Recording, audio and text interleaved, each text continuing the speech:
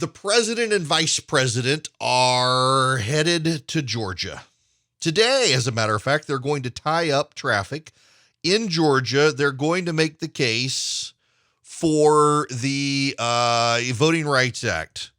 And they are going to do their best to rally the troops in Georgia. There is just a problem. I feel like I should have begun my show today with this.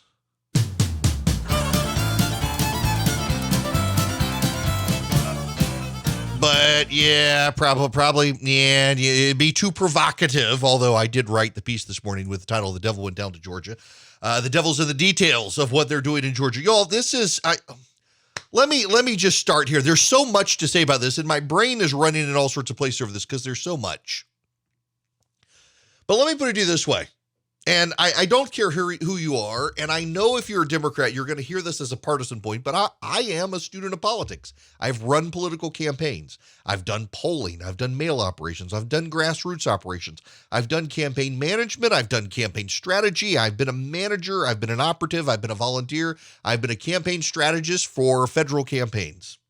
I don't understand how incompetent and stupid you have to be to do what Joe Biden and Kamala Harris are doing today with this stunt.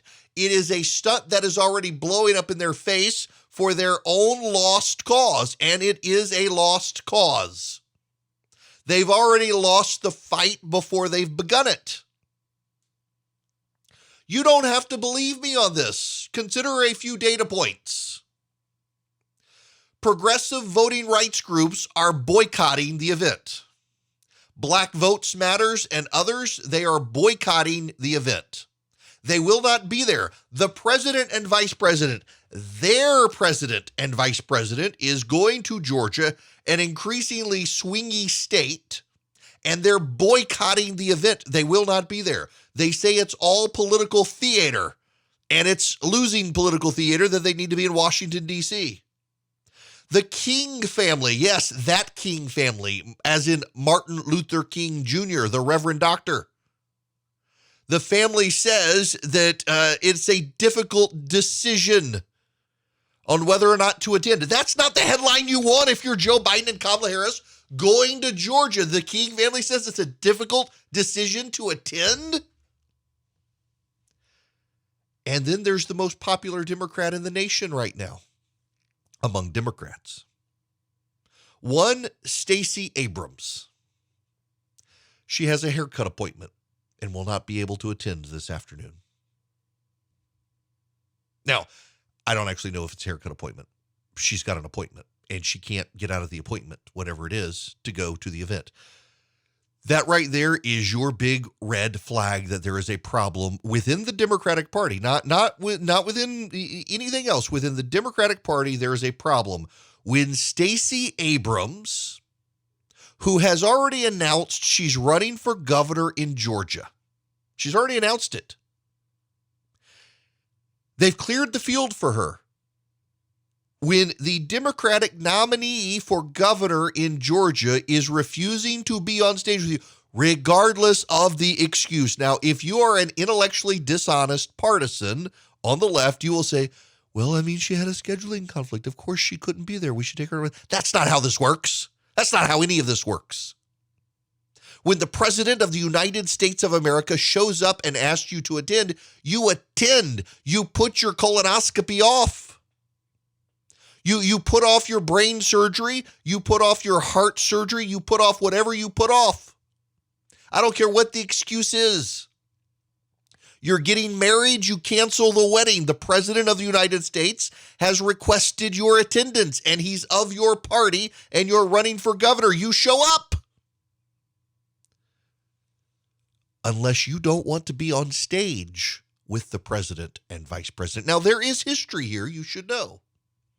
Joe Biden wanted to run out of the gate with Stacey Abrams on a ticket. He wanted a Biden-Abrams ticket in the Democratic primary, and Stacey Abrams threw him under the bus.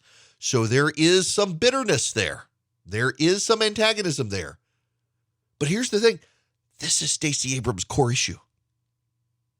Voting rights put Stacey Abrams on the map. Voting rights is her issue.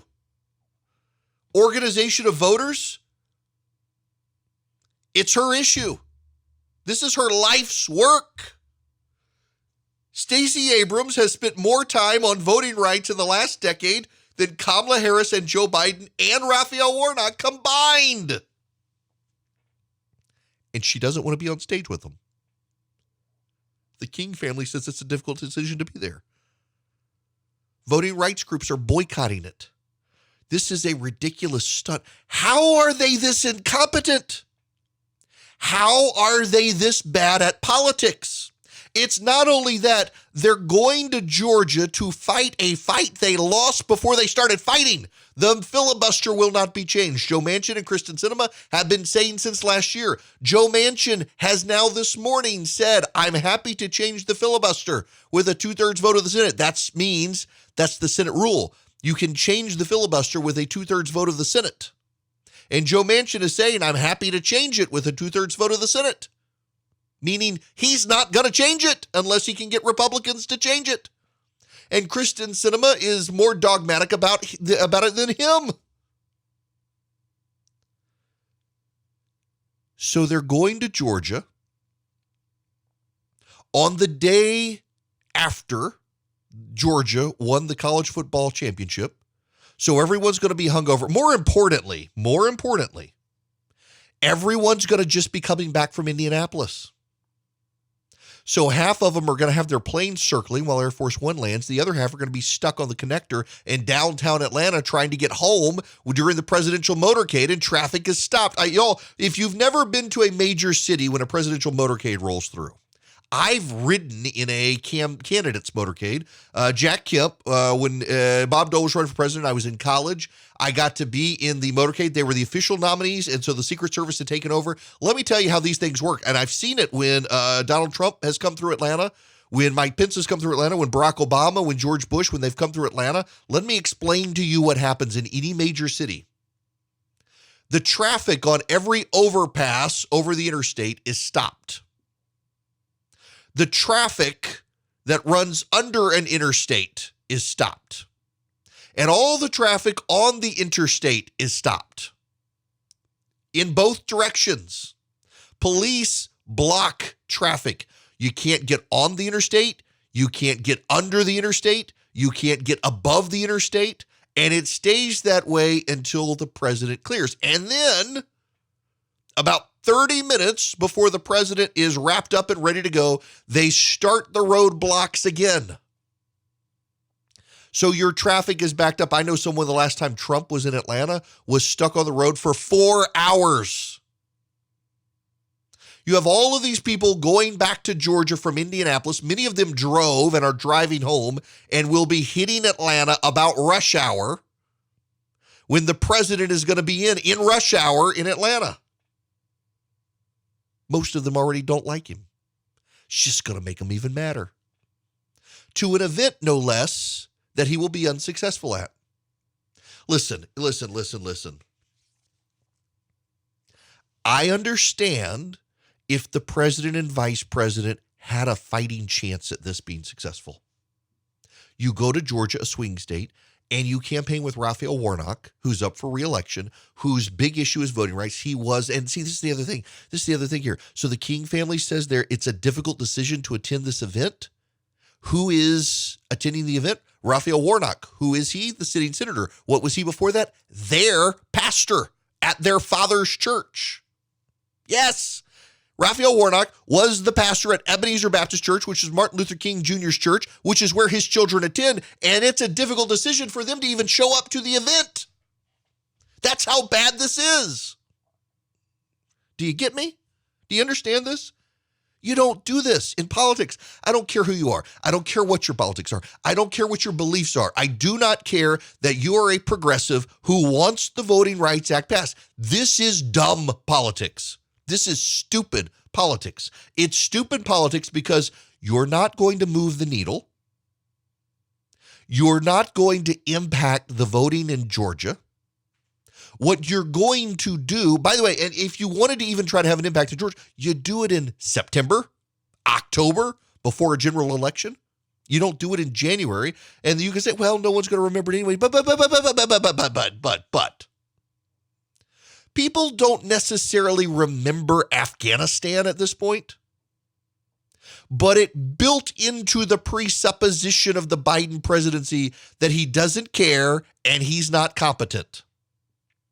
He doesn't care and he's not competent. So now he comes to Georgia in an event I will concede, no one's going to remember this event in August, September, October, November. Nobody's going to remember it anyway. But what they will remember in the coming weeks is that he flew to Georgia with the vice president for a joint appearance with Georgia's freshman senator to advance voting rights, and they can't. It's dead already. They're not going to get it through. They have poured all of these resources into a fight that was lost before they even flew to Georgia. Before they even get on the plane today, it's lost. Before last week, before they were planning this event, it was lost because they can't get rid of the filibuster. How do you spend this much political capital on a fight you can't win because you already lost it? No one does this except this administration. This is political incompetence. This is rank incompetence. Ron Klain should be fired. The chief of staff should not allow this event to happen, and yet he's pushing it. Why do you send your geriatric, decrepit, enfeebled boss to a state to pick a fight he can't win because he's already lost? Who does this? This is not smart. This is not wise. This is not me, keep in mind. This is just the politics. I know the politics of this. I don't care what your partisan affiliation is. I don't. I really don't. This is just dumb politics. You don't start a fight like this. And then to do it and have the darling of the Democratic Party, Stacey Abrams, refuse to change her schedule to show up is a damning indictment on just how incompetent and out to lunch this administration is and how unpopular they are, that Stacey Abrams refuses to show up on stage with them. Progressive activist groups, voting rights groups refuse to be there.